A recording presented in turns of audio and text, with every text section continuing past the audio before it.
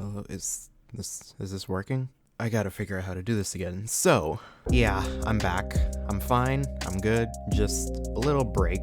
But a couple things. One, we're doing a Q&A for 20,000 subscribers, so I'll leave a link to the channel post so you can put any questions you might have over there. Don't comment your questions on this video because I likely won't see it, since I'll mainly be looking at the replies to the channel post, just so that they're all in the same place, you know. The other thing is the topic of today's video. I still have no idea what to make of the Golden State Warriors this season, or even what to expect from this team, because on one hand, there are some games where we look like we can take on any team in the NBA, then there are other games where we don't even look like an NBA team. There's really been no consistency with this team. So why is this? Today we're going to talk about the Warriors this season, some problems that they've been facing, and what it could mean for the future. So let's get into the video.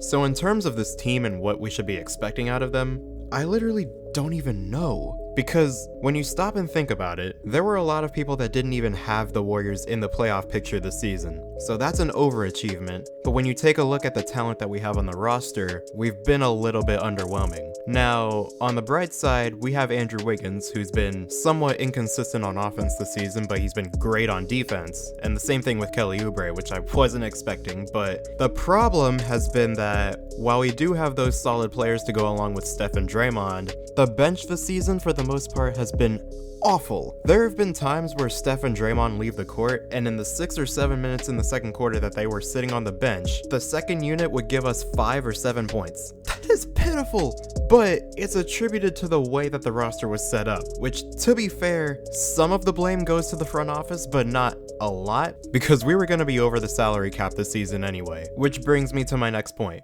A lot of people have been mentioning possible trade packages for guys like Andrew Wiggins, James Wiseman, and Kelly Oubre, and I talked about this in my last video, but I didn't talk about a huge reason why these just don't make any sense. The current salary cap in the NBA is $109,140,000. The Golden State Warriors payroll this season is over $173 million. To put this into context, the Warriors are currently number 1 in the NBA in payroll, which is ridiculous considering they're even ahead of the Brooklyn Nets, who have Kevin Durant, Kyrie Irving, and James Harden all on max contracts on their team. So that's the huge problem with this, because a lot of the teams even close to Golden State right now are also competing for a championship, so all that luxury tax is worth it. But given that the Warriors are barely above 500 right now, you start to see the problem. And yeah, the Warriors aren't healthy this year, but that still doesn't fix the problems with the bench that I mentioned earlier. Most of it is simply lack of experience. Right now, almost all of Golden State's bench is first and second year players. Guys like Jordan Poole, Eric Paschall, Juan Toscano-Anderson, James Wiseman, and Nico Mannion, who are our main bench rotation right now.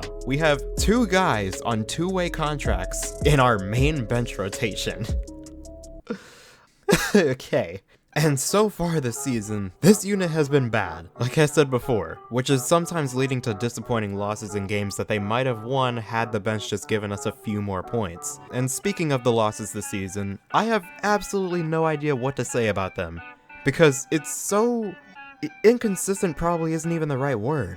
It's just been unbelievable how we've been losing games this year. Golden State has 20 losses at the time of this video. Out of those 20 games, 10 of them have been complete blowouts, not even close. And it's not just, oh, we played good teams in those games, that's why we got stomped. Because that is true, a majority of the blowout losses have been against some good teams, but the problem has simply been either the game plan or the defense, or both. And these are when the losses are frustrating, because as the Warriors recently proved, they have the ability to keep up with and beat some good teams in the NBA, which is why I'm not completely giving up like other people. But at the same time, we also have games sometimes against those very same teams that make me second guess myself. Take the Utah game for example. The Warriors played the Jazz, who have the best record and arguably the best offense outside of Brooklyn, and you could see that they really wanted that game. They played outstanding defense, they shot great from the field, Andrew Wiggins had his best game of the year, and they just looked really engaged on both sides of the court for 48 minutes, and that's why they won the game. Now fast forward to the very next night, where the Clippers come in and are practically walking into layups every play. That effort we saw the night before was no longer there, and it gets to the point where Steph Curry is screaming on the sidelines during a timeout.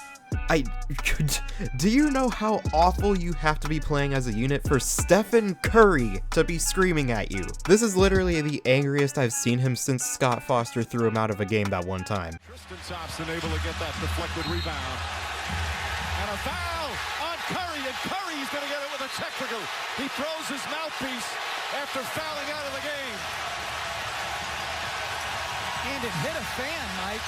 By the way, I'm sorry if I triggered your PTSD, but the inconsistency has just been brutal for the Warriors this season because they haven't really been able to get any sort of rhythm going all year. Steph Curry earlier in the season was asked about the struggles so far, and I cannot for the life of me find this quote anywhere, and I've been looking for literally 40 minutes. But he essentially said something along the lines of, we're resilient so we haven't gone on a losing streak, and we have a lot to learn so we haven't gone on a winning streak. And I mean, that's the story of the season. But speaking of Steph Curry, this is another thing that has worried me about this year and this team, because Golden State has already been hanging on by a thread. And now, in the recent game against Houston, Steph Curry suffered a bruised tailbone, and Kelly Oubre suffered a foot injury, and James Wiseman and Eric Paschall are now under health protocol. Now, this isn't the worst thing that could have happened, but it just showed how much we're relying on Steph Curry this season. And considering he has glass ankles, that was always my biggest worry. But this next week or so is going to be pretty interesting, because this was supposed to be the time where Golden State was expected to gain some of that momentum to end the season, since they have the third easiest schedule to finish the season. But now with all these players missing time, there's a legitimate chance that we might see Smailagic minutes in the next week. Do you know how bad that is?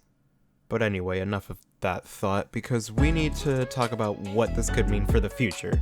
In terms of next season, all of this will mean virtually nothing, but it is still important to think that a lot of these guys still could be on the team next year when we're expected to be able to contend again, so you would much rather have those guys getting the playoff experience, and especially this season since Golden State is going to play a tough team in the playoffs no matter what. So that would be preferable, but like I mentioned earlier, I'm not too sure about changes to the roster because we are so far over the cap, and this roster with Clay back is good, but the names on it don't scream, oh man, this is the highest payroll in the NBA. Like, Golden State is in a very tough spot right now, and I don't really know what to make of it. I don't know how they're gonna finish the season.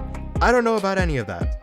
So I want to know what you guys think. What have been your thoughts on the season so far? Should the Warriors make a move?